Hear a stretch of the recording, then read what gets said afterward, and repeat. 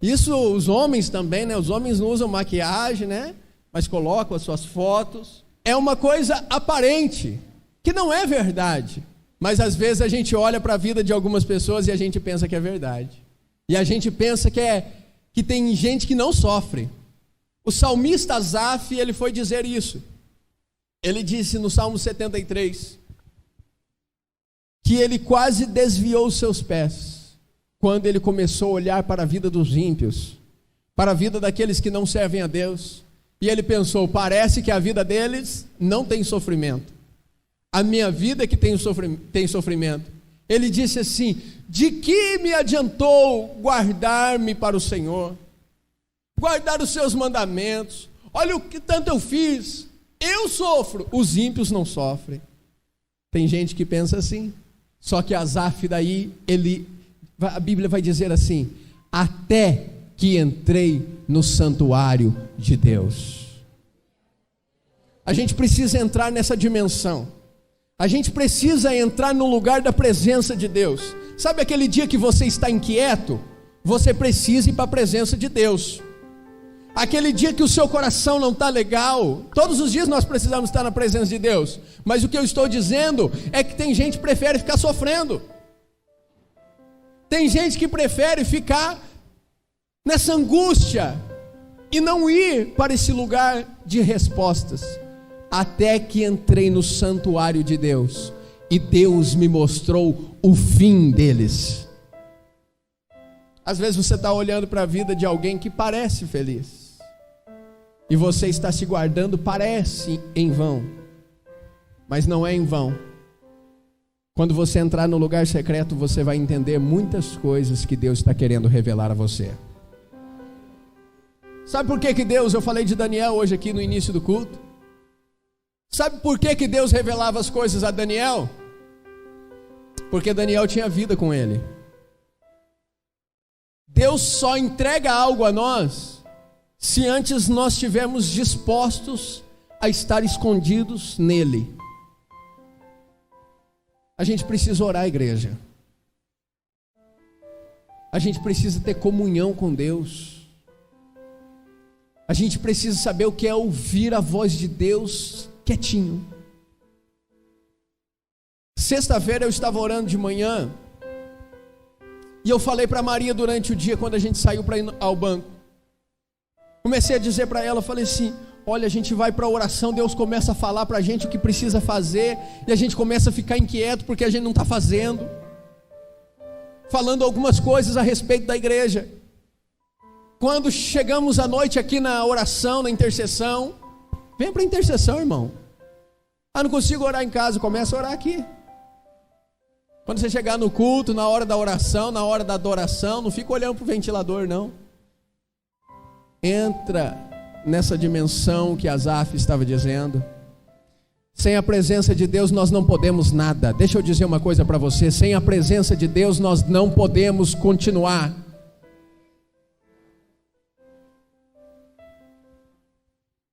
Nós precisamos entrar nesse lugar secreto, porque senão um dia vamos chegar diante de Deus e Deus vai dizer assim, como diz lá em Mateus 7, do 21 ao 23, apartai-vos de mim, eu não vos conheço, vocês que praticam iniquidade. Você precisa ir para um lugar que Deus te conheça, e que você conheça Deus. Quando está dizendo conhece, está falando de intimidade, está falando assim, eu não te conheço, eu não tenho amizade com você, eu não sou seu amigo, eu não sou íntimo. Sabe o que aconteceu na sexta-feira à noite? Deixa eu concluir. Chegamos aqui na intercessão, a diaconisa Val pediu para a irmã Eliane fazer a oração final. Ela começou a orar e começou a profetizar tudo aquilo que Deus tinha falado para mim de manhã. E quando terminou a intercessão, ela foi falar com a diaconisa Val e foi falar para mim, pastor, podemos fazer, pastor? Eu falei, é de Deus. Era o que Deus havia falado comigo de manhã. Deus deseja falar com você. Deus revelou a Daniel coisas futuras, coisas escatológicas. Mas por quê? Porque Daniel estava escondido nele. Fizeram um decreto, 30 dias. 30 dias sem dobrar o joelho, sem fazer petição. Se fizer um decreto para você de 30 dias, 30 dias não pode falar com Deus. Tem gente que passa tranquilo. Tem gente que perde até o culto da ceia. Tem gente que vem na igreja uma vez a cada 2 meses. Daniel não. 30 dias? Daniel falou, eu não fico um dia sem a presença de Deus. A gente precisa ser como Daniel. A gente precisa entrar nesse lugar onde a gente se encontra com Deus. Pergunta para a pessoa que está ao seu lado, onde você tem se encontrado com Deus? Fala para ela assim, não pode ser só na igreja. Não pode ser só na igreja. É muito pouco. Se a gente se encontrar com Deus só na igreja, é muito pouco. Imagine 2 vezes por semana, 1h30, 2 horas de culto. Para a gente se encontrar com Deus é pouco demais.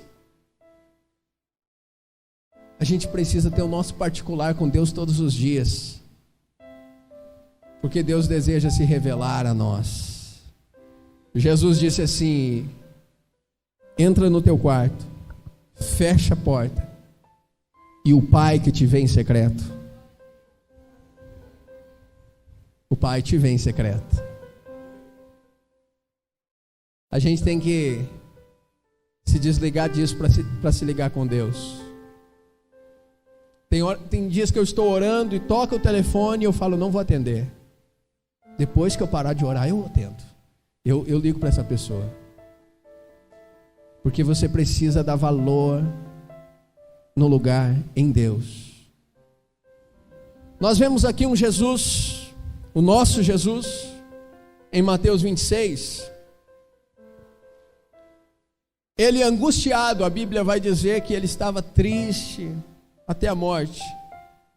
E ele estava angustiado e ele chamou 3 amigos dele para orar. Quem eram os 3 amigos de Jesus? Quem eram os 3 amigos de Jesus? Pedro, Tiago e João, ou a ordem que você preferir. Ele chama esses 3 para orar com ele. Ele chama os 12 primeiro. Os 11, melhor dizendo. Judas já não estava ali. Fala assim, Pedro, Tiago e João, vem comigo. Chama mais os 3. E ele vai num lugar sozinho. E ele ora 1 hora. Ele ora quanto tempo? 1 hora. Agora ele vai até os 3 e pergunta para Pedro. Encontra os 3 dormindo. Quem aqui que já foi orar e começou a dormir? Ninguém quer confessar o pecado, né? Eu já fiz já. Um dia eu estava tão cansado, tinha chegado do trabalho, estava tão cansado, jantei, falei, eu preciso orar. Dobrei o meu joelho perto do sofá assim e fiquei ali. Acordei 2 horas depois com a perna toda formigando, não conseguia levantar. Tinha dormido ali. E quando a gente vai orar e está meio sonolento assim, a gente começa a falar assim, Deus, abençoa o Senhor. Abençoa o Senhor, abençoa os meus pecados. Que todos eles dê certo. Começa a falar, não fala coisa com coisa.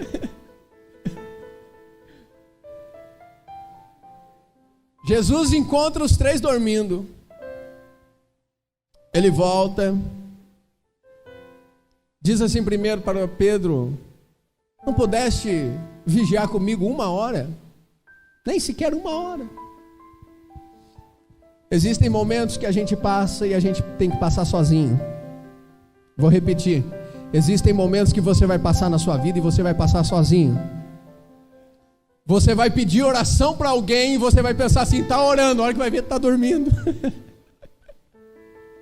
Ora comigo por essa causa. Ih, o fulano não acordou hoje. Porque existem momentos que nós precisamos passar sozinhos. É tão bom estar sozinho com Deus. Sozinho sem Deus terrível. É bom estar sozinho com Deus. Descubra esse lugar. Jesus volta e ele faz, na primeira oração ele diz assim: se é possível, passa de mim este cálice. Mas ele já diz assim para Deus: olha, não seja como eu quero, mas como tu queres. Será que a nossa oração parece com a oração de Jesus? A gente termina a nossa oração assim, igual a de Jesus: ó Deus, seja como o Senhor quer, viu? Não é do jeito que eu quero, não. Não, a gente fala assim: eu determino. É, Deus, faz isso, Deus. É desse jeito que eu quero. Jesus já fala assim: não seja como eu quero, mas como tu queres. Ele vai até Pedro e depois ele volta. E ele diz assim: Pai, se este cálice não pode passar de mim sem eu beber, faça-se a tua vontade. Nós não vemos resposta aqui do Pai, mas nós vemos um filho entregue à vontade do Pai. Eu vou repetir: nós não vemos o Pai respondendo a oração de Jesus, a oração do Filho, mas nós vemos um filho entregue à vontade do Pai. Deixa eu dizer para você, às vezes quando você não ouvir a resposta de Deus, faça como Jesus: Senhor, se não é possível passar sem que eu beba, eu quero fazer a tua vontade, eu quero permanecer nos teus caminhos. Jesus aqui estava se preparando porque ele iria para a cruz. Em Mateus, no capítulo 16, ele vai dizer para Pedro, vai dizer para os seus discípulos: olha, é necessário que eu suba até Jerusalém, e lá eu sofra nas mãos dos sacerdotes, dos anciãos, dos mestres da lei. É necessário que eu vá até lá. O que Pedro diz para ele? Quando ele diz que ele vai para a cruz, vai morrer e vai ressuscitar ao terceiro dia. Sabia que os discípulos não se atentaram que Jesus ia ressuscitar ao terceiro dia? Porque muitas vezes a gente faz isso. Alguém chega e conta notícia dura e notícia boa. A gente só presta atenção na notícia dura. Jesus falou assim: olha, eu vou sofrer nas mãos deles, vou ser crucificado, vou ser sepultado, mas eu vou ressuscitar ao terceiro dia. Essa é a boa nova. Ninguém prestou atenção na boa notícia. E Pedro diz assim: não, o Senhor não pode passar isso. É muito sofrimento para o Senhor não merece. Às vezes as pessoas querem nos ajudar e querem falar assim para a gente: você não merece passar o que você está passando. Mas a gente tem que permitir que possamos ir para a cruz. Sabe o que Deus pôs ao meu coração nesta tarde? Que nós precisamos entender o trabalhar de Deus em meio aos sofrimentos da vida. Porque no meio do sofrimento, muitas vezes nós pensamos que é o inimigo. E nós falamos: vou abandonar o propósito de Deus. Vou abandonar aquilo que Deus tem para mim. É só a gente começar a sofrer que a gente começa a colocar em dúvida. A gente recebe uma profecia: olha, Deus vai te usar, vai ser assim. Deus vai fazer isso com você, vai te levar em tal lugar. E você fala: ai meu Deus. Só o profeta começar a profetizar, você nem escuta o resto da profecia, começa a chorar antes. Daí depois tem que perguntar quem está do lado: o que Deus falou comigo? Que eu não lembro mais nada.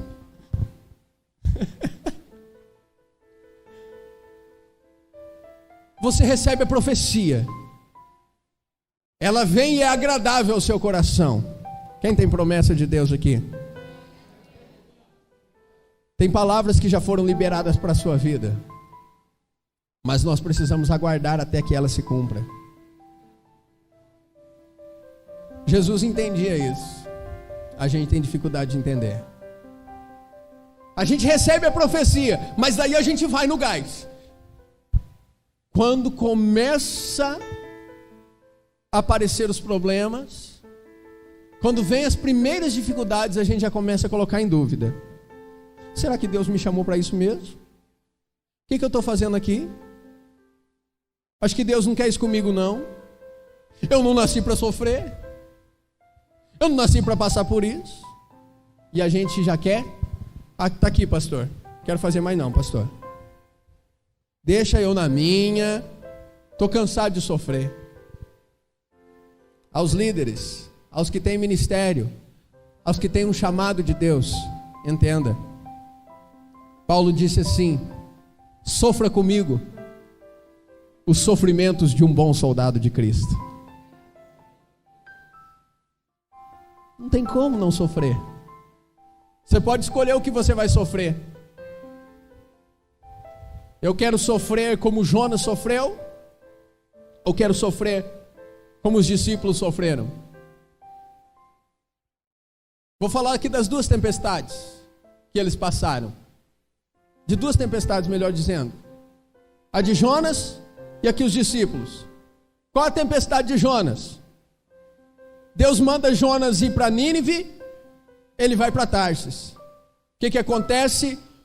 No meio do caminho,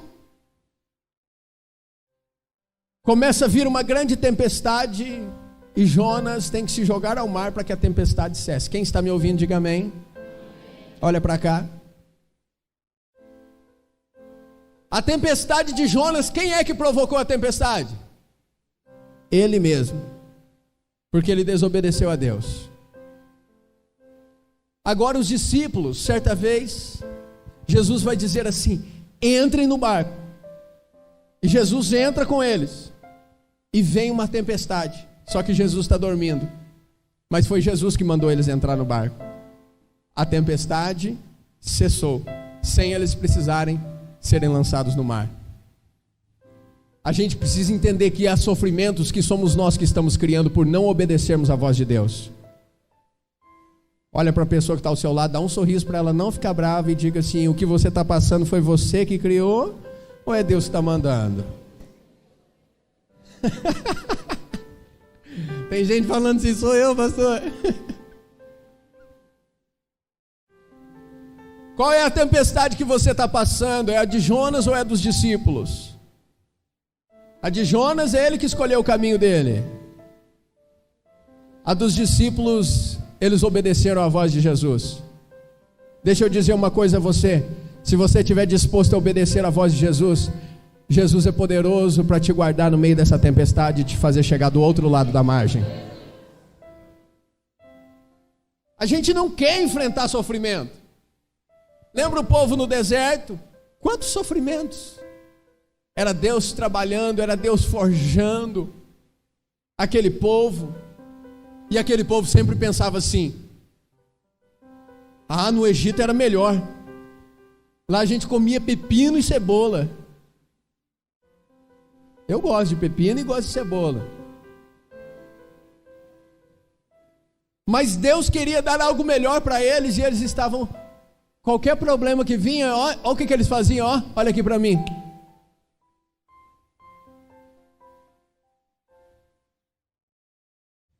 Acho que eu vou voltar. O segredo não é você voltar, você vai ter sofrimento. Os problemas vão surgir de todo jeito.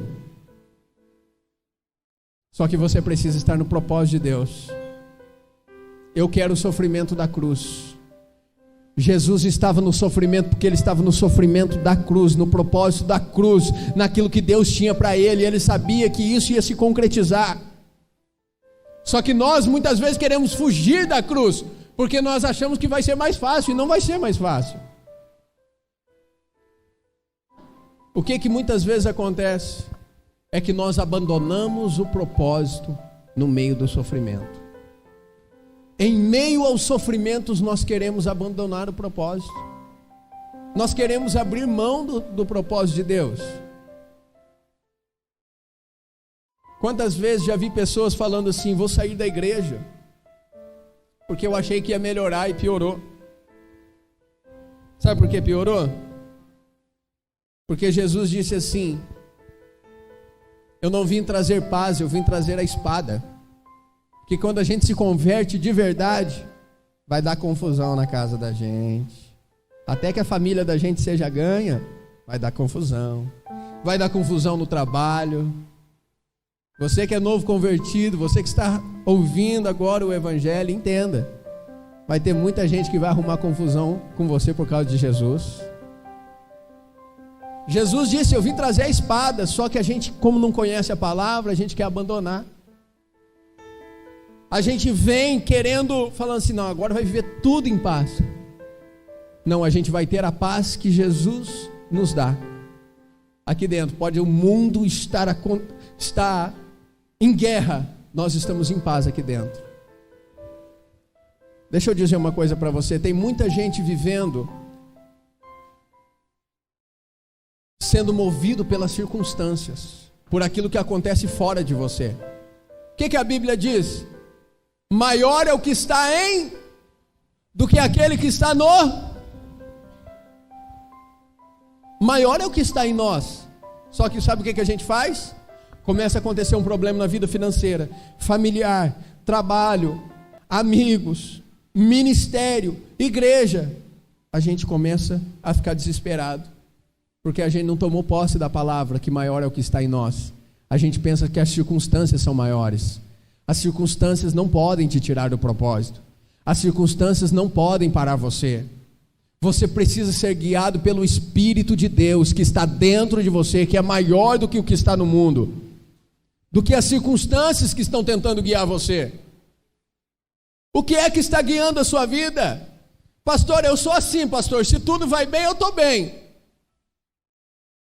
Se as coisas começam a dar errado, pastor, não é fácil, o senhor não sabe a vida que eu passo. O senhor fala assim porque o senhor não sabe dos problemas que eu enfrento. Eu não sei mesmo. Eu estou falando a palavra. A gente precisa ser guiado pelo Espírito de Deus.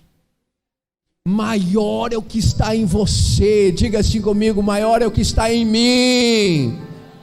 O Espírito de Deus. Para de se mover conforme as circunstâncias. Eu fico imaginando Jesus. Se Jesus se movesse pelas circunstâncias, Jesus tinha desistido. Jesus não poderia ter chego lá na cruz e dito assim: está consumado. E a Bíblia diz que ele entregou o seu Espírito. Jesus não poderia ter chego se ele vivesse movido pelas circunstâncias, porque ele andou com 12 homens. Quantos homens? Quantos homens, igreja? 12 homens. Um deles o vendeu, o outro o negou. Se é com a gente fala assim: eu não quero ministério. Servir a Deus é só problema, é só bomba. Muitas vezes as pessoas estão colocando a culpa em alguém. Estão paradas e estão dizendo assim: eu estou parado por causa disso. Pastor, sabe por que hoje eu não faço, pastor? Eu até tenho vontade de ser usado na presença de Deus, mas um dia um pastor falou isso para mim, um irmão na igreja me ofendeu. Eu não faço porque a minha mãe, porque o meu pai. A gente fica jogando a culpa nas costas de alguém. Imagine Jesus chegando assim diante de Deus e falando assim: então Deus, então pai, eu não consegui chegar até na cruz. Porque louco, como é que o senhor permite o Pedro andar comigo? Me negou. Consegue imaginar Jesus em derrota assim ou não? O senhor viu Judas? Judas me vendeu, Judas me entregou.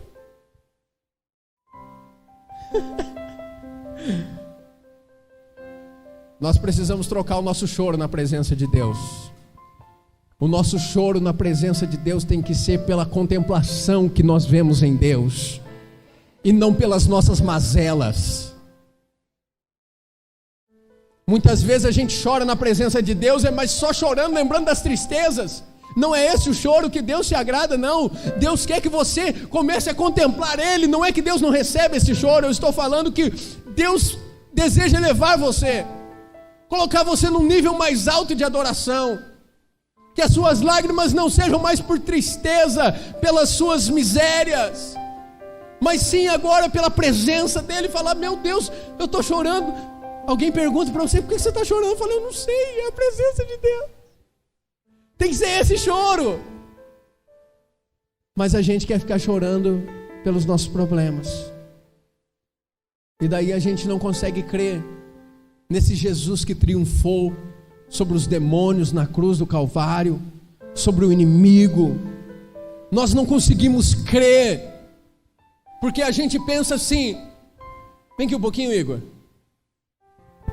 A gente pensa assim: eu vou chegar chorando e Jesus sempre vai me entender, e vai me abraçar, e vai bater nas minhas costas e falar: tá tudo certo, meu filho. Mas não. Jesus, Ele nos ama tanto que nos corrige. Ele fala assim: não, nisso você está errado. Esse choro seu não deveria ser assim. Você não está entendendo como eu gostaria que você entendesse. Você precisa se reposicionar para entender aquilo que eu quero para a sua vida. Fala para a pessoa que está ao seu lado: Jesus te ama, que Ele vai te corrigir. Obrigado, Igor. Mas quando a gente pensa em amor de Deus, a gente pensa assim: não, Deus vai me abraçar e vai me aceitar do jeito que eu sou e não vai falar nada para mim. Não, Deus vai falar um monte de coisa, é que a gente não quer ouvir. Deus vai falar assim, não. Ah, se tem horas a gente ouvisse a voz de Deus, ia falar assim: mas de novo chorando. Levanta, caminha. Jesus não atribuiu a ninguém a sua vida, como muitas vezes nós queremos fazer. A igreja não vai bem, é porque tem um irmão lá que é complicado. O pastor falando: ah, sabe por que não dá certo o meu casamento? É por causa de tal coisa. A gente sempre quer jogar no colo do outro. Quando a gente não atribui a culpa a Deus, a gente quer atribuir ao diabo. E quando a gente não atribui nem a Deus nem ao diabo, a gente joga no colo de alguém.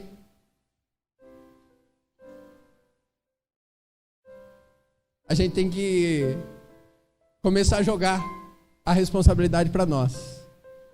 Falar: Senhor, eu reconheço que eu não estou fazendo como Jesus. Se é possível, passa de mim este cálice. Mas se não é, que seja feita a tua vontade, não a minha. A gente precisa começar a atribuir.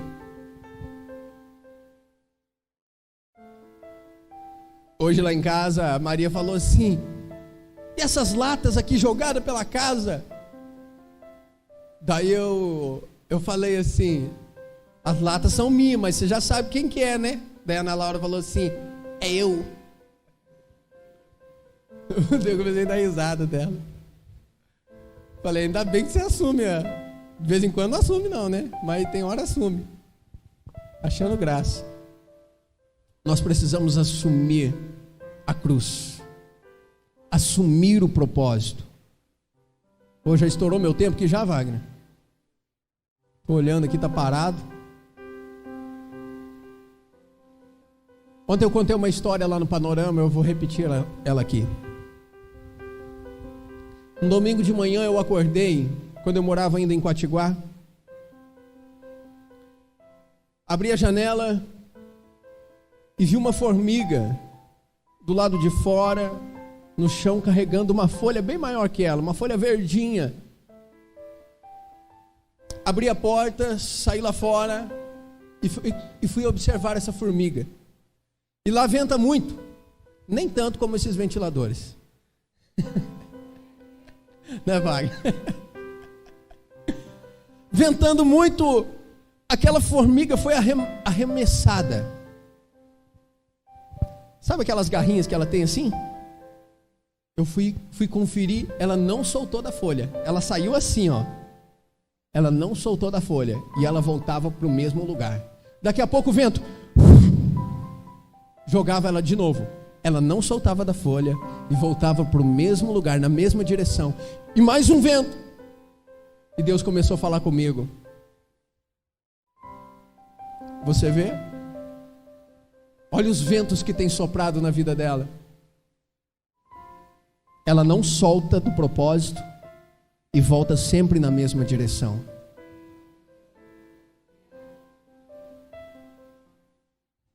Quantas vezes nós queremos abandonar a cruz? Nós não podemos ser inconstantes. Eu vou terminar esta mensagem com 2 textos. Abra comigo na primeira carta aos Coríntios, capítulo 15.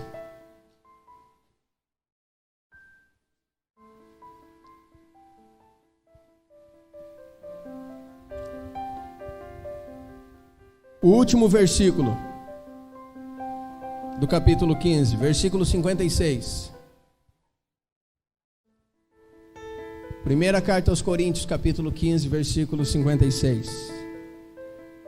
Diz assim: portanto, meus amados irmãos, sede firmes e constantes, sempre abundantes na obra do Senhor, sabendo que o vosso trabalho no Senhor não é vão. Sede firmes e constantes. Os ventos não podem tirar você da direção, não podem fazer você soltar a cruz.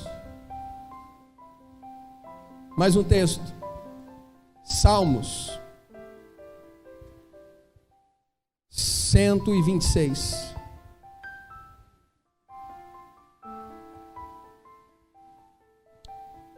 Salmo 126, versos 5 e 6. Os que semeiam em lágrimas cegarão com alegria. Aquele que leva a preciosa semente andando e chorando voltará sem dúvida com alegria, trazendo consigo os seus molhos. O choro não impediu aquela pessoa de semear. As lágrimas estavam escorrendo no rosto, mas a mão estava cheia de semente. Tem alguém aqui que me ouve nesta noite? As lágrimas podem estar escorrendo, mas não pode faltar semente na sua mão. O que muitas vezes acontece com as pessoas, que as pessoas ficam inconstantes, elas vão e voltam, porque chega um momento da nossa vida, irmã Eliane, que as lágrimas chegam. Só que o que a gente quer fazer? Vou ficar chorando, semear. Semear eu não quero.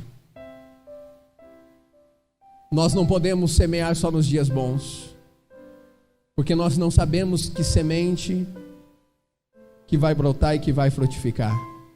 Estamos num ano de frutificar, e nas suas mãos não podem faltar sementes.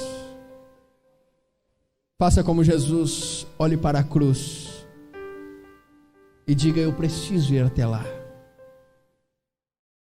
Quando Jesus vai para a cruz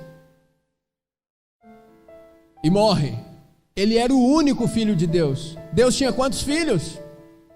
Quantos filhos Deus tinha? Um filho. Só quando Jesus vai para a cruz, ele é uma semente também. Ele vai para a cruz. Ele também vai dizer isso: se o trigo não morrer, ele não pode brotar. Jesus é uma semente como filho. Ele vai até a cruz. Agora, por causa daquilo que Jesus fez na cruz, todos nós podemos ser filhos. Todos nós podemos nos tornar filhos de Deus. Se você não desistir da cruz, você vão ver muitos filhos se rendendo a Deus por causa da sua vida, por causa do seu testemunho. Alguém vai contar a sua história um dia e vai dizer: aquela pessoa não abandonava a cruz, aquela pessoa não abandonava o propósito, a dor dela era grande, mas ela estava olhando para a cruz. Quero convidar você a ficar em pé nessa noite em nome de Jesus.